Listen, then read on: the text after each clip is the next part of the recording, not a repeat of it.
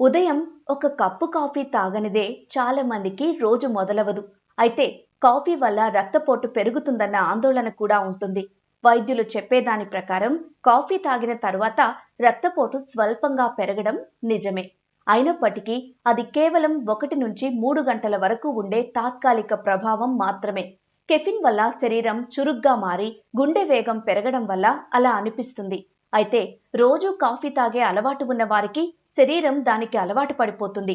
అందువల్ల వారిలో బీపీ పెరిగే అవకాశం తక్కువగా ఉంటుంది. కాఫీని పరిమితంగా తీసుకుంటే దీర్ఘకాలంలో గుండెకు ఎలాంటి హాని జరగదు. కాకపోతే రోజుకు 3 నుంచి 4 కప్పుల కంటే ఎక్కువ తీసుకోకూడదు. ఇప్పటికే హై బీపీ ఉన్నవారు వైద్యుల సలహా పాటించాలని నిపుణులు సూచిస్తున్నారు.